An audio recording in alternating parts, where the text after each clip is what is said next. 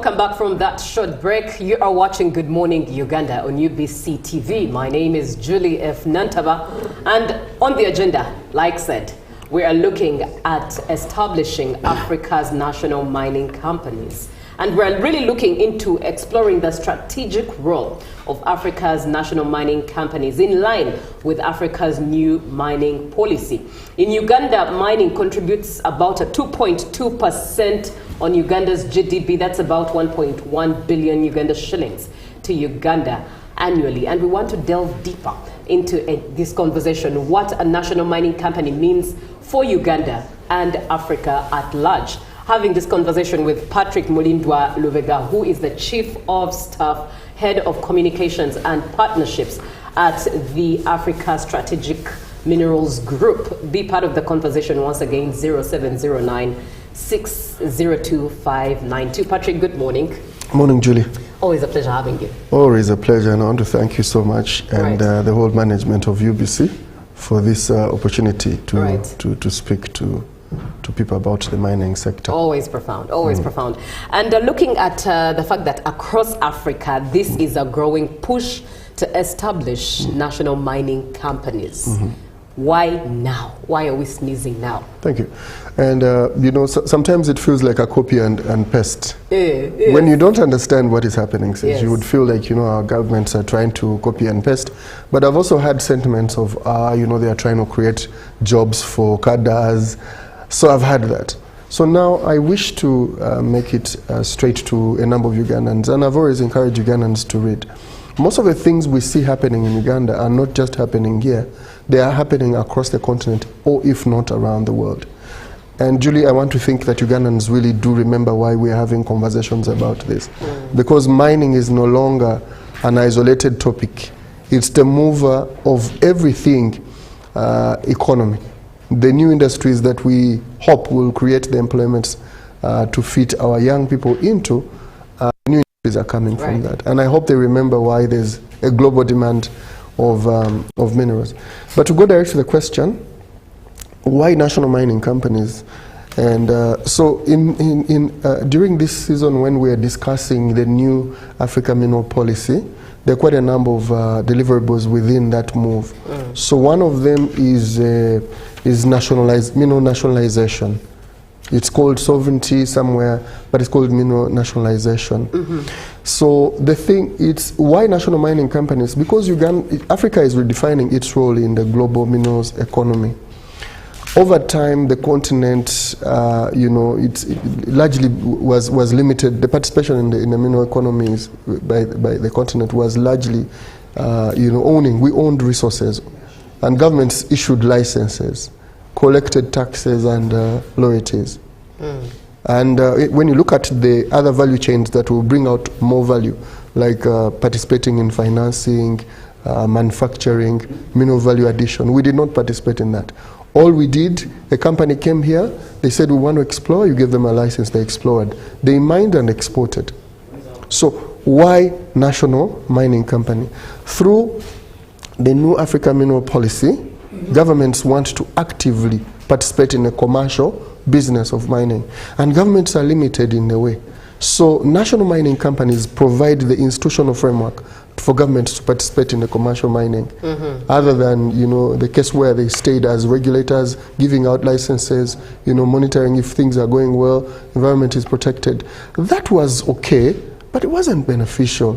So in this case, what gives governments the flexibility to be in the business is through the national mining companies, which do exist as private but public, you know, that way, with the flexibility of avoiding the bureaucracies of governments. So that is one of them. That makes sense. The second point on that is, Julie, African governments over time had signed so many MOUs. And I don't know if you noticed, I mean, you were in the media, you would see Uganda has signed a cooperative agreement with China, with Russia, with South Africa, with all these. But because, again, governments have a limitation. For example, these MOUs and cooperative agreements were signed through the ministries. And the ministries are structured in a way to regulate, because it's government. not to raise capital. They don't negotiate to joint ventures, you know. They don't even implement projects.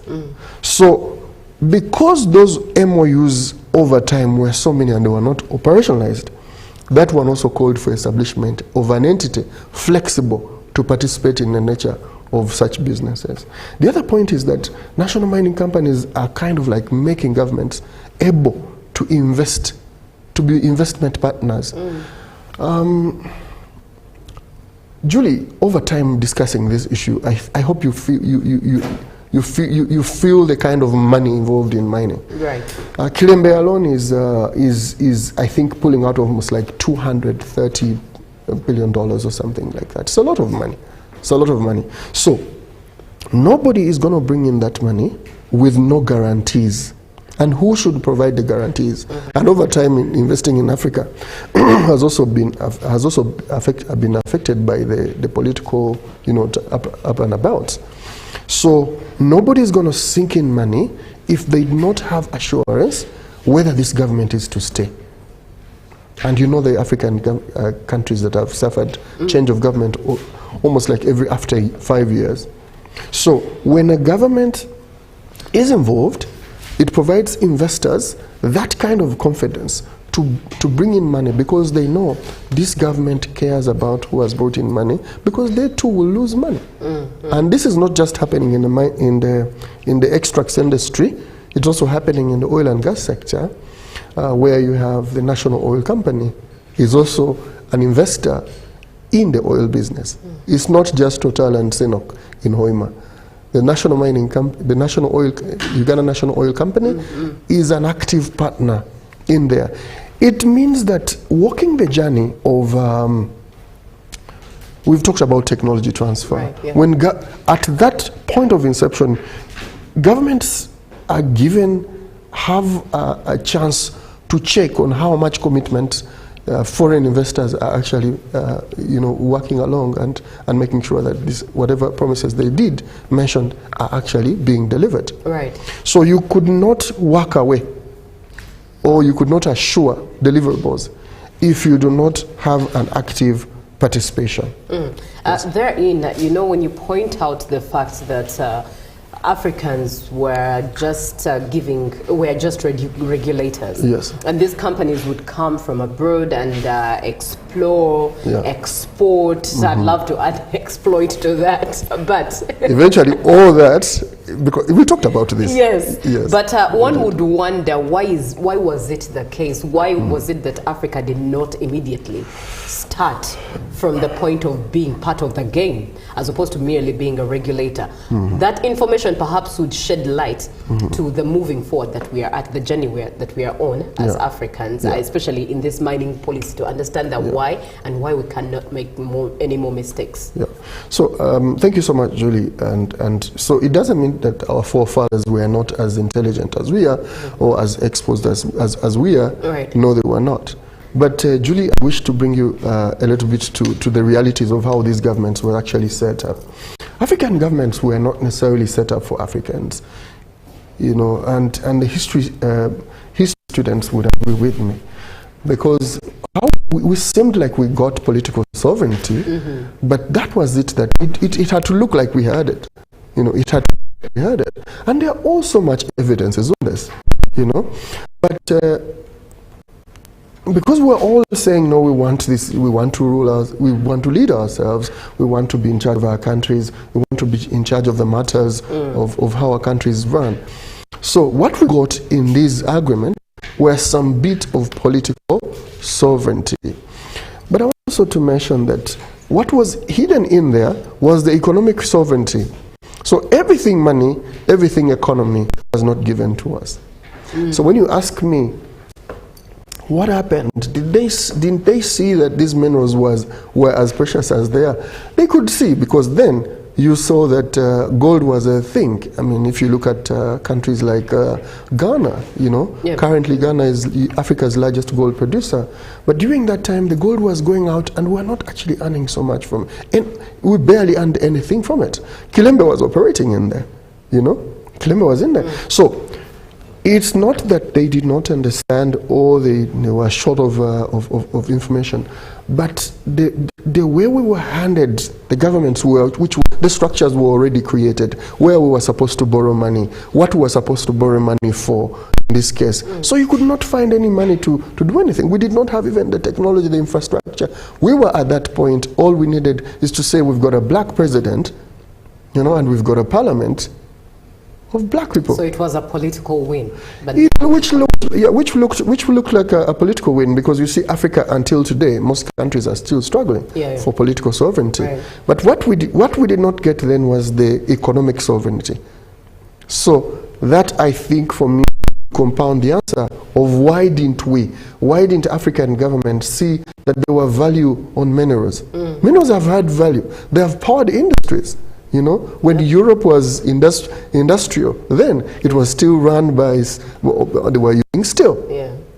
And when you look at all the structures then, there were the structures of the companies over the other industries. They still, they still survived on raw materials that were from Africa.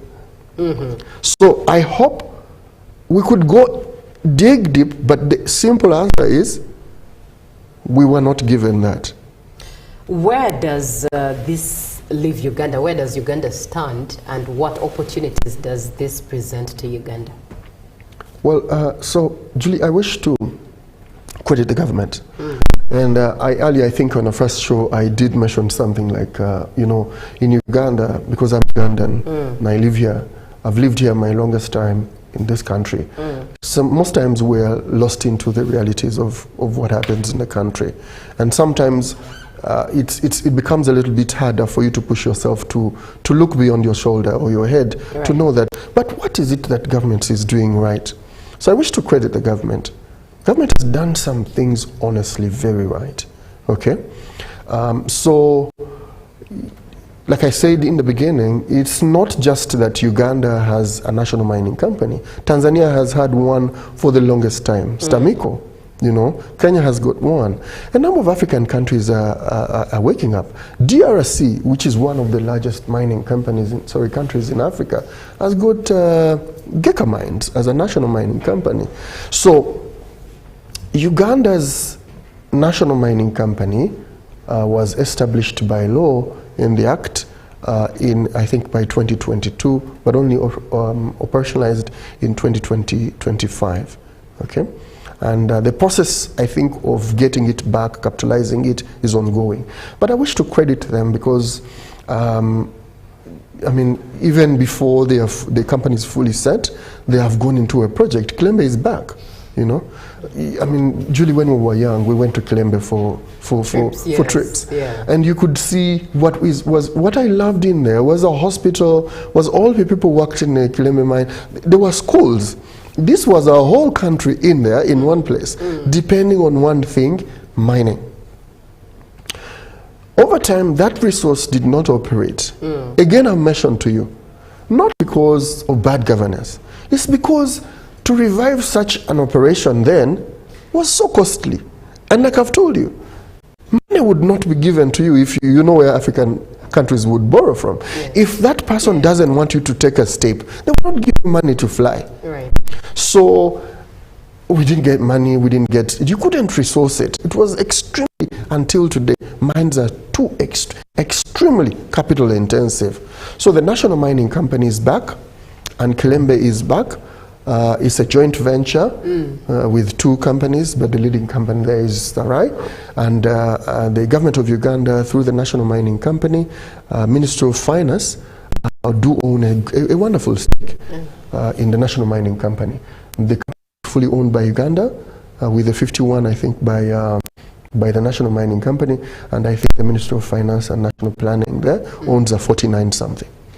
So where does it put Uganda? I think I'm giving some bit of progressive report, but I've also mentioned that they have a lot of information on the website of the Ministry of Energy, where you could find so much of this information.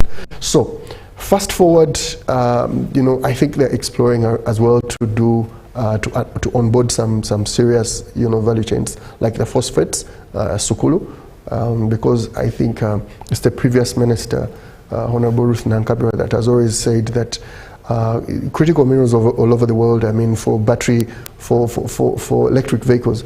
But what could be critical for Uganda? I think as an agricultural country, phosphate or fertilizers would be critical for the country. So Sukulu is one of, I think, the projects that the National Mining Company is looking, I think, if they have not started processes to onboard that project and also find investors. So, Julie, Uganda is so unique. If you look at the region, you could stay in Kampala and do business with DRC and do business with South Sudan. So in the minerals business, where we are discussing, the Africa policies, the new policy, the new policy is also delivering on the thought that, we all want to value add, but where would you do value add best is where you have enough supply. Because if, let's say, we are to build a furnace here, you don't build a furnace for smelting iron that you don't have. Okay? So if the capacity of the furnace you're building is, let's say, 100 tons a day, you have to make sure that you've got mines that can support that. The other thing is, minerals are not moved through air. They are not airlifted. They are moved through rail because these are heavy metals, especially before they are smelted. So the new Africa mineral policy is pushing for joint mineral value addition corridors. I'm looking at joint facilities owned by countries, and they are doing the aspirations of each nation. So in this case, Uganda is positioned to actually host so much of these mineral add facilities. Right. Yes. Right.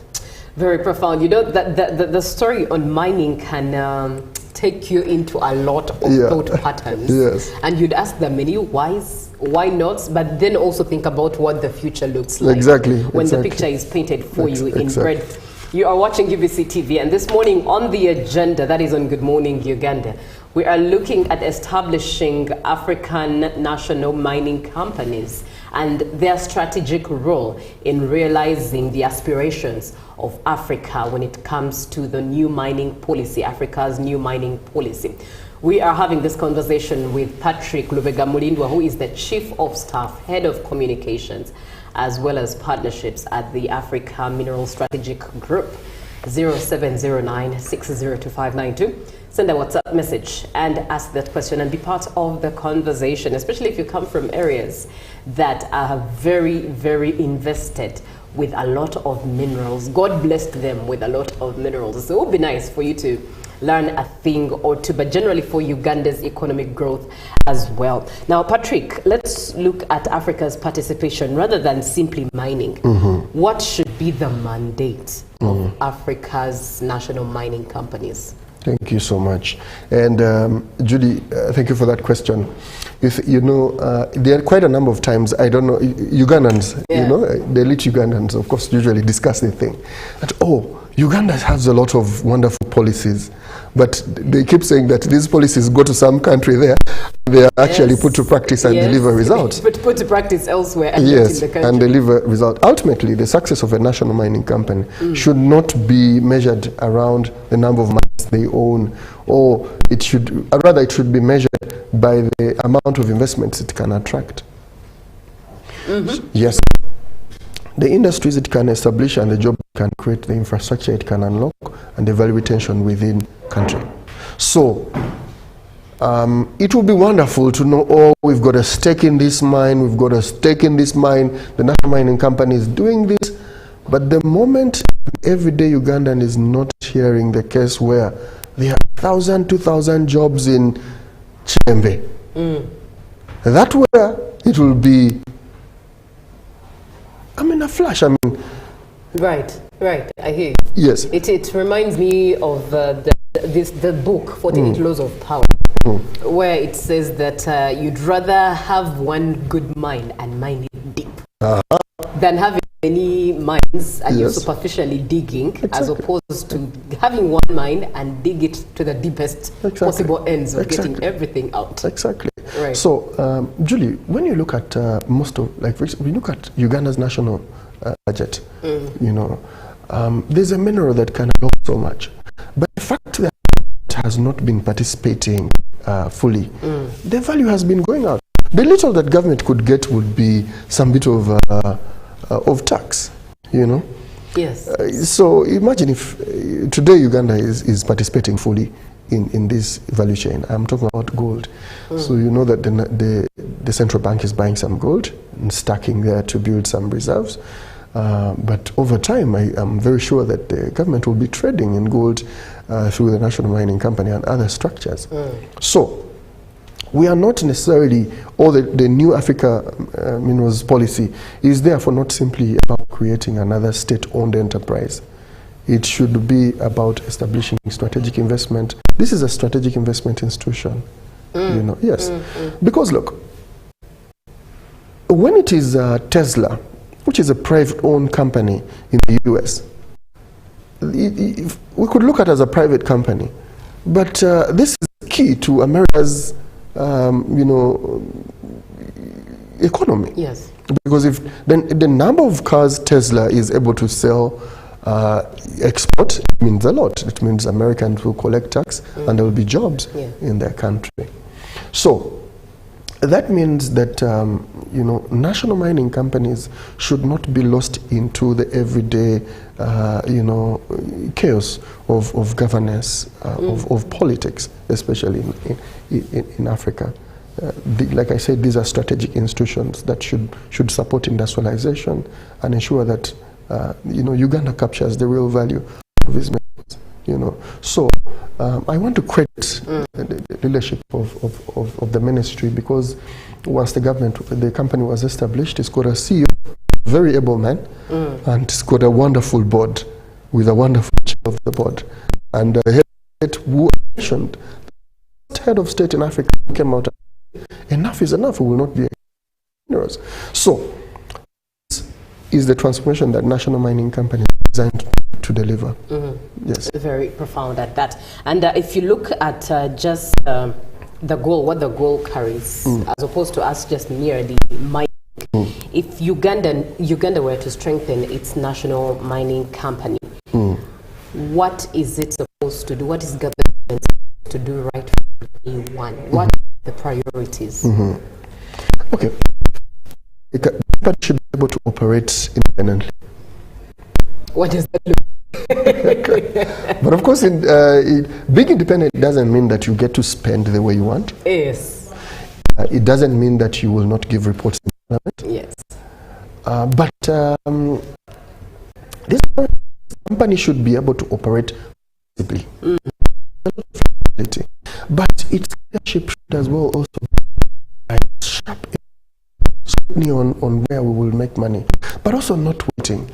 Linda, I've mentioned here that you know, there are cases when you know, most of these countries, like on a day they are looking at they don't have. I don't know if you have the case that is Africa's largest diamond producer. Yes.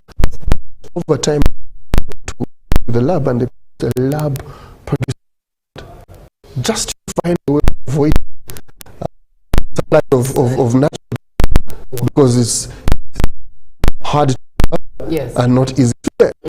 Now, that country, that depended on the government. I mean, you've got to have a dynamic company leads the country into strategic value with precision, speed, and strategy. So I've talked about accountability. Yes. Being fast, being very, very innovative. The National Mining Company, I mean, when we say mining, people think then you will get mining engineers, the company, all the team at the offices of the National Mining Company should be in Kilembe digging out copper and cobalt or something. No. The thing is, the National Mining Company should carry on its shoulders the aspirations of industrialization of this country. Because all the new industries, and I've mentioned them, the new industries are answering the question of energy alternative, clean energy. You have Kira Motors already. Yeah. And I've heard that there are companies that have come to solar, they manufacture solar panels somewhere, I think in Mbale. So that means that you must deeply look at local consumption of what these companies are taking in. Okay? Also, I would mention, Julie, research. There are new needs, industrial needs, of the same metals that have always existed, like copper. I think copper, we've known copper for cables. But copper is one of the metals you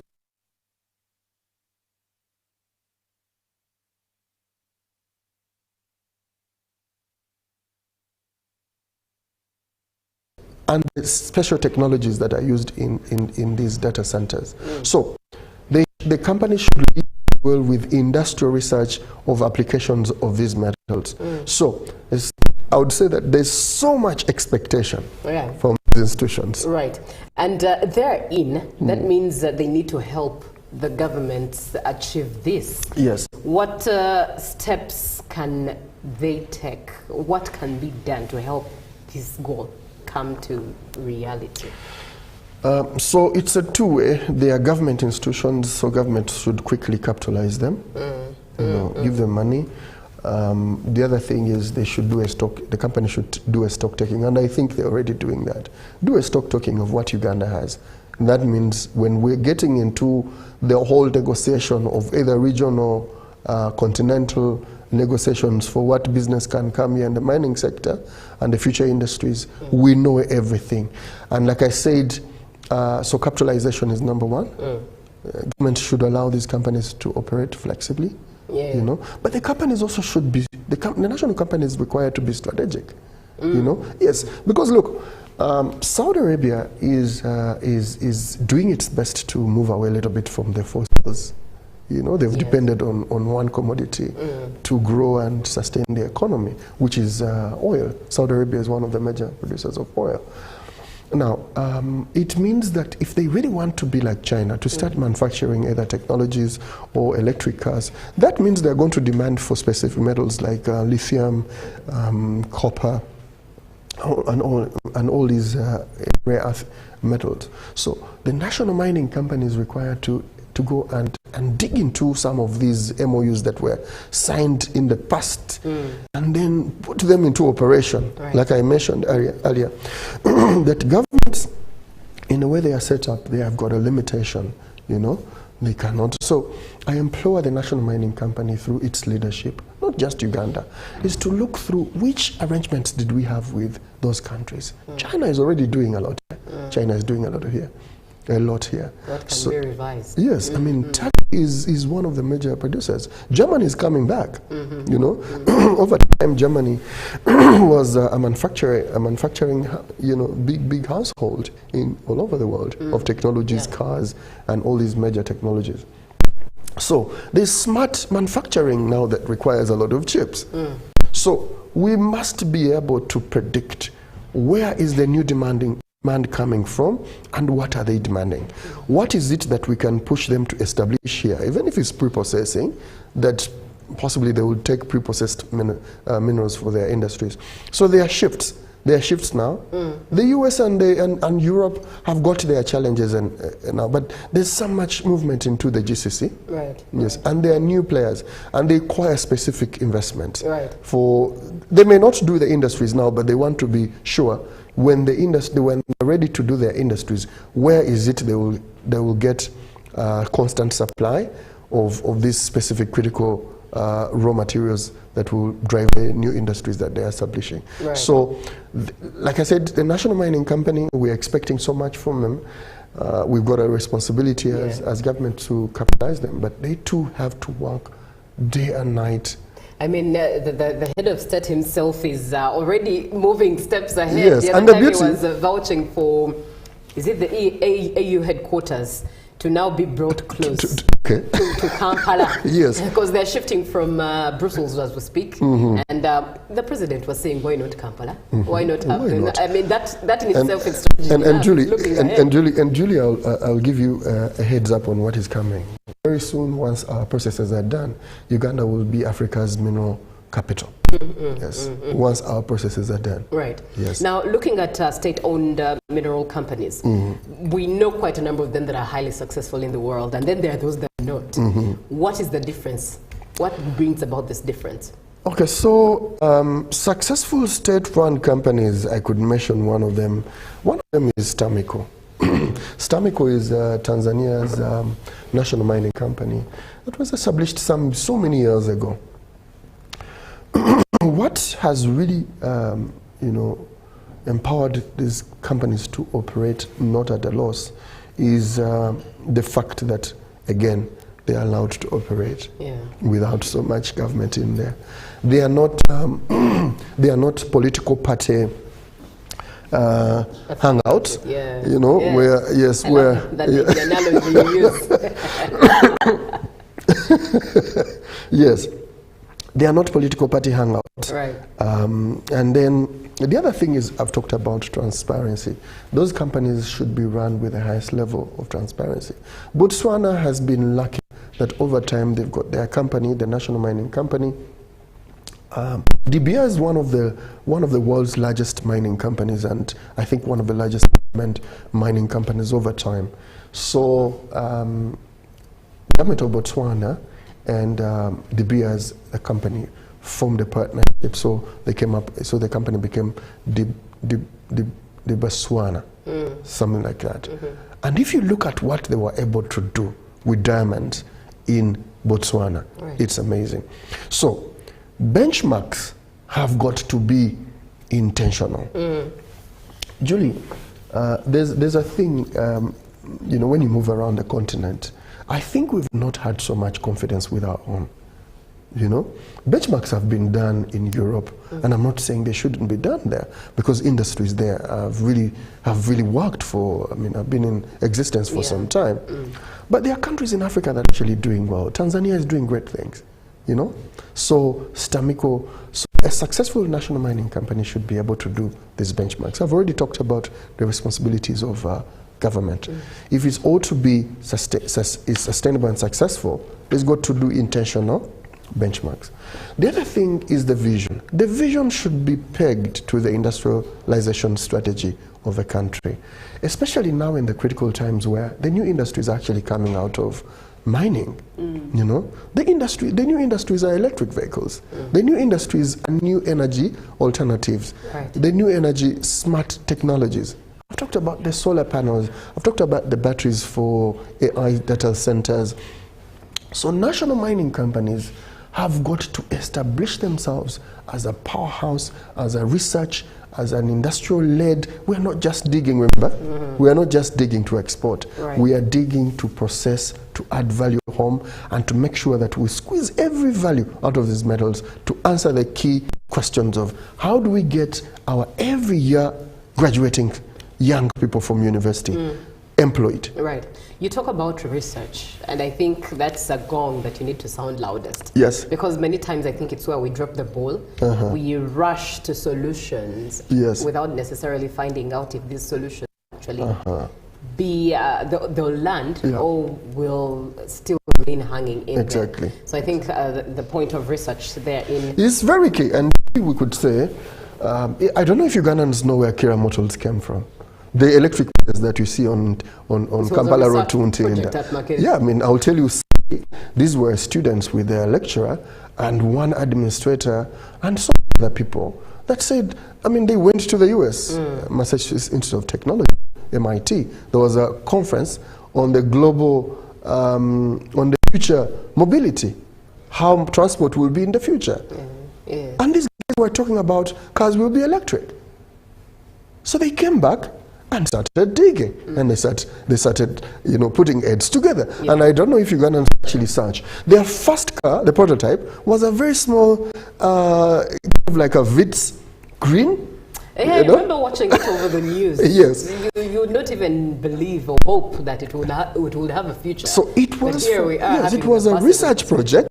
Yes, it was a research project at the College of Engineering and Design, set at Makerere University then. And by then, the vice chancellor was actually the college principal. Right. And Mr. Musazi, engineer Musazi, was a lecturer there. And I credit the fact that they went to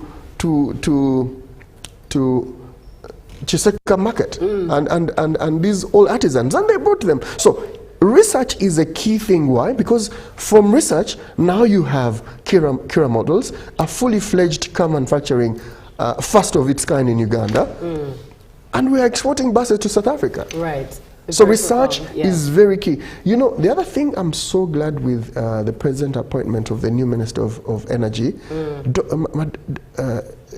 Honorable Ruth did a great job. She did a great job. And she left a great foundation. But the new minister we have, remember, she comes from Science and Technology and Innovation, where she's done wonders. She's going to make wonders here. Why? Because there's a linkage of mining to science and technology and to the new industries. So research should be their everyday cake as all components here. Right. Now, if you're just joining the conversation, we are looking at Africa's new mineral policy, but in particular looking at the establishment of national mining companies and their strategic role in Africa realizing its wishes. That's why we do have Patrick Lubega Mulindwa, who is the Chief of Staff at the Africa Strategic Minerals Group. He's the Chief of Staff. He is the Head of Communications as well as Partnerships. And today we've just been delving deeper into mineral companies, national mineral companies, their role, how they should attain their role, their goals, and how exactly they should attain these. 0709-602-592. Now, as we begin to close this conversation, Patrick, let's now look at the future in the next maybe decade. This is now what, 2026? We're 2026, yes. Yes. We're closing the year. Yes. What are we seeing, right? What are we seeing in the next decade if Africa's national mining companies are held with the right hands? Thank you, Julie. And look, I can't wait to see Kilembe back. And Nebakonjo could agree with me. They are the host of this company. Yes. And this mine. Yes. The experiences. And every one of us who was young then and went to Kilembe. A wonderful place. Yeah. So one thing I want to see, I think it's going to be wonderful to see Kilembe back. And they're not just doing the digging of the previously existing copper. They're also doing other metals and they're exploring for other reserves. So once Kilembe is back, and Sukulu in Uganda is on. You know, Africa imports so much fertilizer. People in, what is the place called downtown where farmers buy fertilizer? Container Village. Container Village. Yes. Check the kebera kuka chupa ako aka fertilizer go tunda obe ebijimusa byotunda olabe je biva. It will be made from what? Made from what? Hardly will it be made from Uganda. Right. But the thing is, it's so surprisingly true that the major inputs into these fertilizers that we are importing with our money. Do you know the process of importing, Julie? You get the shillings and buy $1. Yeah, right, right. You get your money and buy money to import something. Yeah. So, imagine if these phosphates, these fertilizers that we need for our coffee, for our matoke, for the cattle feed, for our food, is actually produced at home. Number one, the prices will go down. Number two, there will be jobs in these factories or industries that will be manufacturing these fertilizers. And above all, our government, as is collecting tax, the taxable base will expand. So, the future I want to see, Uganda, the people in Busia. Busia is a major gold field. I want to see skyscrapers in there. I want to see major hospitals in Busia. I want to see better roads there, and the people living such a wonderful life. Why? You can't be one of the major gold producers in the district, Uganda, as a district. Yes. And still you don't have good schools, and you don't have good hospitals. I want to see the people of Karamoja. I want to be able to land in Karamoja. The way now we can land in Hoima at Kabalega. Yes. I want to go to watch a match. Well, I'll be going to Hoima to watch a match because AFCON. Yes, I'll be going to AFCON because of the oil and gas in Hoima. Yeah. I want to go to Karamoja as well, watch a match and stay there and be like, you know what, I can actually stay here. Right. And I want to be able, because once we have different airports, then we can fly and spend just a few minutes in Hoima. Yeah. Then I can have a meeting there and then have another meeting in Karamoja and spend my night in Kampala. So once this can be done for Uganda, so that means the Uganda National Mining Company will do a partnership with the National Mining Company of DRC, Burundi, South Sudan. These companies then will say, how do we build the roads that connect us? So trade can actually happen better. You know, we don't have so much roads connecting us, especially DRC and Uganda. There's only one road that is under construction, I think is not yet even finished. So there will be those infrastructure that we have needed so much that we can actually have as a region, as a continent. Then we will not have young people die at the sea trying to get to Europe and the developers for greener pastures. We will have the best, the ever migrate of Africans coming back home, because home now better. But and there's a lot to implement. There is they've garnered from if you're living abroad and you're living away from Africa, I want to promise you, take some interest to know what is happening in your country, because the people you live with in there who are non-African, they actually know everything that is happening in your country. They are buying land, they're establishing themselves.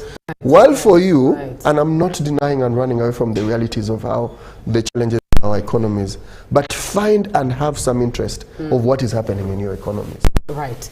Thank you very much, Patrick. It's been such an honor, always an honor. Thank you, Julie. To learn, unlearn, and relearn from you. Julie. And in just 2 minutes, what are your parting shots?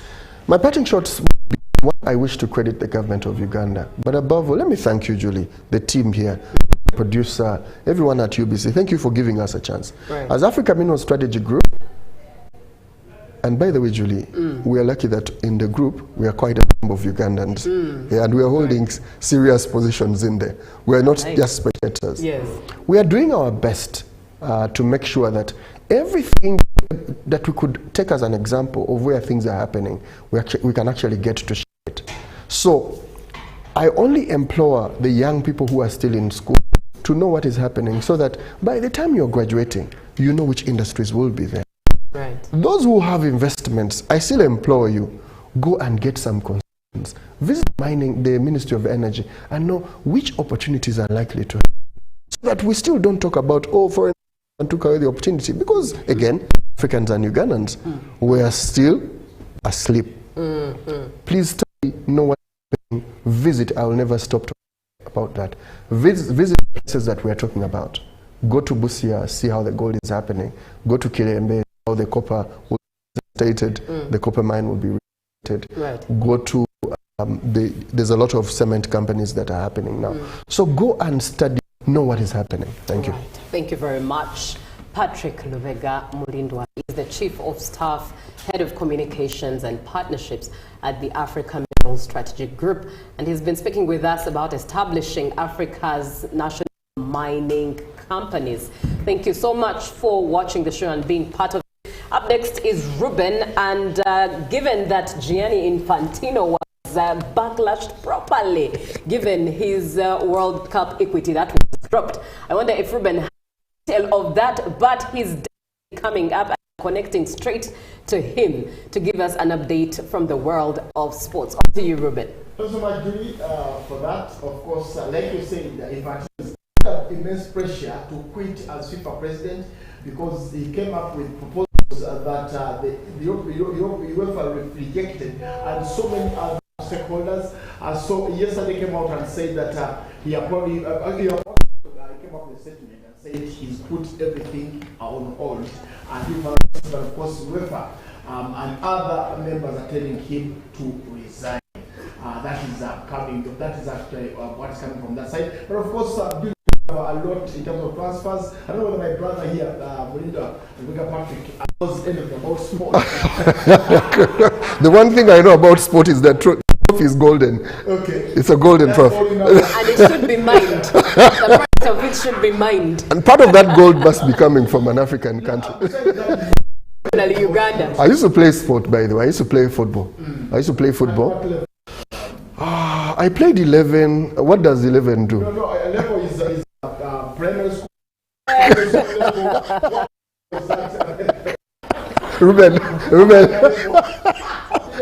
Ruben really is to expose me. Oh, well, at least you're also able to expose him on the side of everything used in football shall be mine at the end of the day. But Ruben, take us. Of course, Julie and Patrick, now where we have a lot that is coming through in terms of news. Of course, the transfers. Chevy also came out and talked about the spell and said that it was one of his worst ways to as a coach. And of course, we have so many transfers. You've seen the news coming in that Dan Lobek has finally signed for Chelsea, and behind me is actually one of the best sports. That's the BBC. Reports coming through. Leaves Iola with plenty of the ponder. Of course, Iola is a coach at Liverpool who is actually the president as the manager of Liverpool. But of course, a lot has happened. You see that this is actually the top story. It has the big headline from two regarding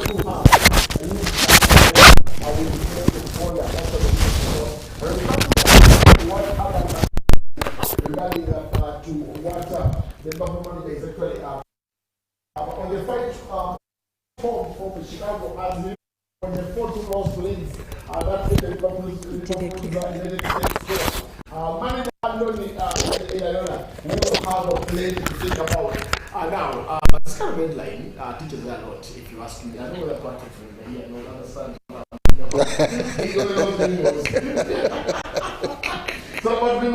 But guys, let's go back to Ian Infantino. Really echoed about Infantino, and I need to be very clear on this. I've been watching news over the weekend, and over so many channels in Europe have actually come up to talk about the FIFA man, that is Infantino. We saw pictures of him and in Morocco, trying to show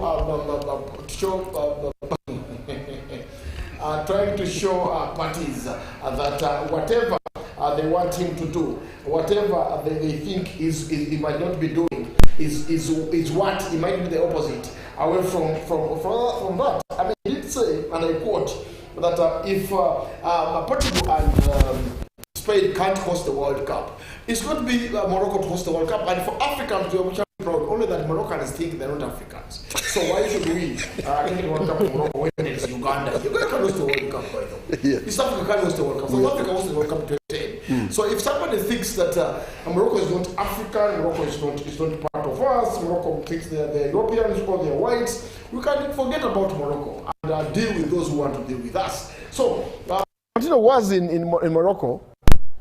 Sending a message to both Portugal and Spain, because Portugal said that if FIFA goes ahead and implement the 20% sale entities, they are not supposed to be part of to host the World Cup, to boycott everything.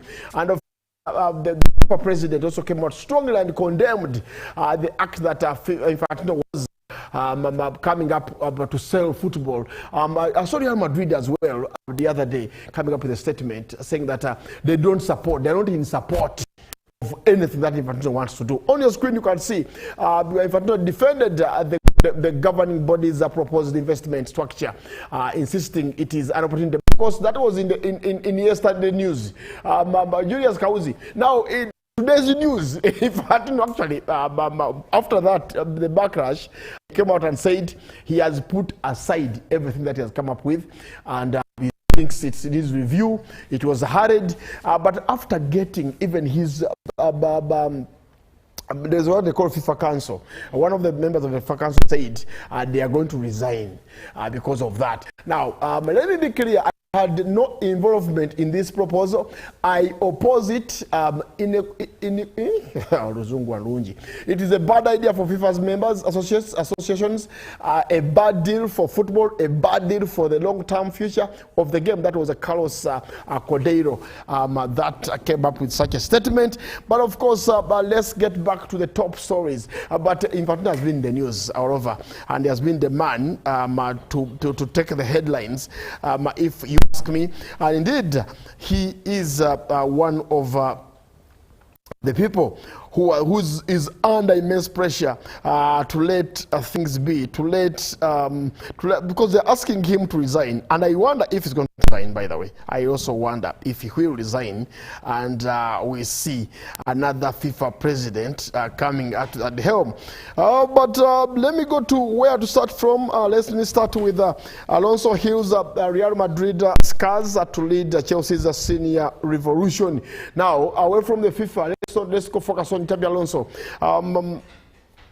Of course, watch Alonso, Xabi Alonso coach his Chelsea team. Conjures a flashback of his playing days at Liverpool and Real Madrid. The 44-year-old who won the World Cup with Spain in 2010 is fully involved in training sessions, teeing up players with accurate short passes before hitting his trademark cross-field ball at that's the Sky Park, at the home of Sydney FC.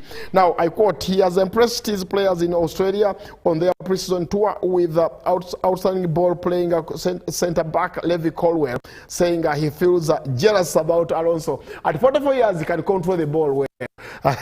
So for those who think otherwise, Alonso is one of actually for me the best player midfielders the world has actually seen. In Sydney, Alonso detailed the long path to Chelsea through his father, that is Perico Alonso, a fellow Spain international and and Barcelona player. As a child, Xabi would stand next to Perico in the kitchen as he prepared his training sessions for the next day. Perhaps it was inevitable he would follow his footsteps. That is my father to Xabi Alonso, saying that the road was not unknown for me. I had seen that at home, he said. I'm not saying it was meant to be, but I had to try it. I wanted to try it, but not straight to the top level. I started in the under 15, and that was the way I wanted. It felt natural, not so much to rush. It's a of Alonso, whose style of play was characterized by slowing the game down.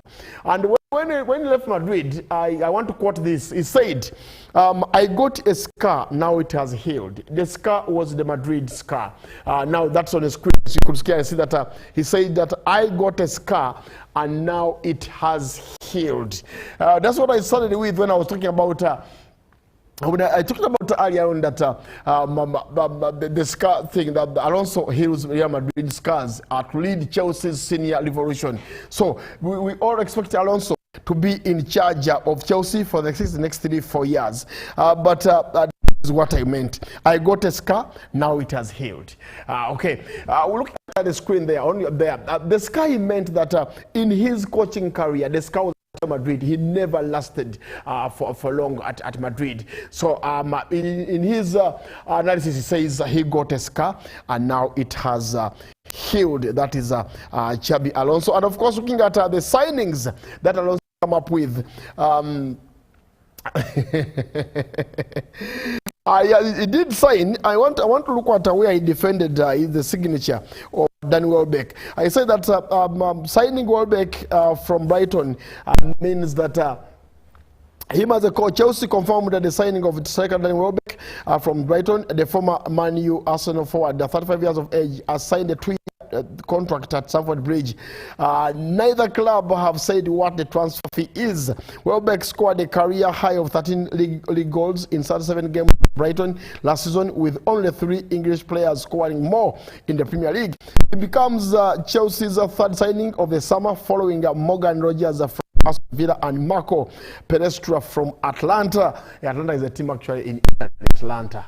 I wonder whether my brother here, Christopher Molondo, knows what Atlanta means, but I'll teach him sports some other time. My brother Toro here, they don't seem to understand. They're asking Ruben, what are you talking about? What is Atlanta? Atlanta is a team in Italy. plays football in Italy. It's in a city called Atlanta. So you need to learn that as well, guys. Here, when you hear of interest from Chelsea, it's something that fills you with such immense pride. That was Danny Welbeck after putting pen to paper, confirming a 2-year deal. So he'll be at Chelsea for 2 years, and at 35 years, you must be lucky to be signed, to be taken on. It's like at my age. Ruben, started telling that Ruben married a young girl. It must be something that is really important. So even in football-wise, in a career like that, you've got to know that if you are signed at 35 years of age and you are Danny Welbeck, there is no way you can thank the Almighty God for such an opportunity, because after 30 players thinking of retirement, but signed on after 30. Ronaldo, okay, Ronaldo is exceptional, Messi is exceptional. But Danny Welbeck going at Chelsea at 35, wow. Don't lose hope. Don't lose hope. Even you can, even you out there, sorry to laugh, you can't get your best chance at 40 or 45 or even 50. We've seen women give birth at that kind of age, if you ask me. Somebody loses interest, somebody loses hope. But finally tells you that I conceived at 45. And then you say, what? Yes. So, Danny Welbeck is one example, a testimony of such. I mean, you can't say that Danny no, he signed a contract of 2 years at Chelsea at 35. But that for me, that is something that you can't underestimate. But Alonso sees value in Welbeck. Can you imagine a coach saying that he sees value in Danny? He says that, let me go to that where Alonso sees value in Welbeck. At 35, some Chelsea supporters might raise eyebrows. The club has spent the past 3 years building one of Europe's youngest squads, and Welbeck sits well outside that profile. But look closely and you start to understand why Xabi Alonso is interested. He offers qualities the Blues current forwards don't constantly provide. Now, look what Didier Drogba. What Drogba Didier had, and then you start judging why Alonso went for such a player.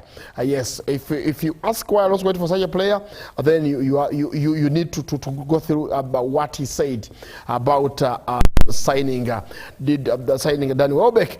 I can't find Welbeck here. Where is Welbeck? Okay, maybe it starts to show him why Welbeck did the stats. Welbeck has had. Now, why Alonso sees value in Danny Welbeck? That's where I wanted to go. And indeed, you can go out. This is what I wanted. Danny Welbeck is stacks up against Chelsea strikers. Now, look at the metrics. Danny, there's Danny Welbeck, we have Yao Pedro, we have Nicholas Jackson, and Liam Delap, and Emmanuel Emega. Now, goals in the league. Welbeck scored 30 goals at Brighton. Yao Pedro had 15, Jackson had 8, Delap had 1, and Emmanuel had 4. Now, look at the big chance conversion via percentage. Welbeck's conversion rate is 47.6%. Then Yao Pedro is 53.9%, Nicholas Jackson 41.2%, and Liam Delap 20.0%. Then, of course, Emmanuel 57.1. You go to runs in behind, runs in. Runs in is actually runs in the box. Total runs in. Now, Danny Welbeck runs in had 132 at 35 years. Then Yao Pedro 258. Nicholas Jackson had 149. Liam Delap had 146, and of course Emmanuel 57. Then you go to the pressures in final third per 90 minutes. Now, Danny Welbeck goes at 32.2. Then you go to Yao Pedro, 31.4. Jackson, 29.0. And then, of course, Delap and Emmanuel, 43.6. Then 38.0. Then you go to open play chances created. Welbeck created 20. Yao Pedro 28, Jackson 18, then Liam Delap 3, and Emmanuel 3. Then you go to touches in the box, total touches in the box. Danny Welbeck had 144 at 35 years. Then you go to Yao Pedro 145. You go to Jackson 95. 60, and of course Emmanuel 23, and touches in the box per 90 minutes. Now, Dan Welbeck on the percentage, it was 4.5. Then Pedro was 4.9. Nicholas Jackson was 8.5. Liam Delap was 5.4 and 4.7 for Emmanuel. So then why Alonso went in for such a player is there was something he was missing. And of course, experience matters a lot. So you can clearly see that it's about experience that we need to look at these things. Now, we go to the lastly, like I said, we have a lot coming through here. Let's go to Infantino. This should be our last story as we wind up here and get out of studio. The topic here, Infantino advisor from FIFA over bad deal for football. Now, let's come back here. What the BBC has reported in terms of, in regards to that, a bruising 24 hours. What next for FIFA? And under pressure, Infantino. Now you can see him with the World Cup trophy here. Gianni Infantino was elected the FIFA president in 2016. Now, a week is a long time in football politics as well. So when you read through what the bookmaker is saying, what people or what many are coming up with, and you could see that Infantino is under immense pressure to resign. Now, European football's governing body senses the opportunity to remove Infantino, and this is likely to be the best chance it will ever get. So I said it here that UEFA wants him out. They started emergency meeting and decided that they needed to get Infantino out, or if not, if it doesn't get out, they are not going to be part of any FIFA activities. So they will boycott the World Cup in 2030 and other related FIFA activities. So Infantino had to backtrack on his decision and then make sure that he goes by what the members of FIFA have come up with, and indeed UEFA is a stockholder. So the UEFA, it's now UEFA that are going to be putting Infantino under pressure to leave office. And like I said, that the FIFA Council, one of the members of the FIFA Council have indicated that they want him out, or they will resign. So now Infantino faces backlash within the FIFA Council members, also faces backlash from UEFA and so many other stakeholders. I don't know what our former president thinks about Infantino. I don't know. I won't speak for him. But of course, I know for a fact that 55 FAs in Europe are all voted against Infantino's proposal to get a private investor into FIFA. And as well, then we all know that if it all goes well with UEFA, Infantino might be kicked out. Well, I've got to go. Ruben is my name. Join us tomorrow. We'll be here.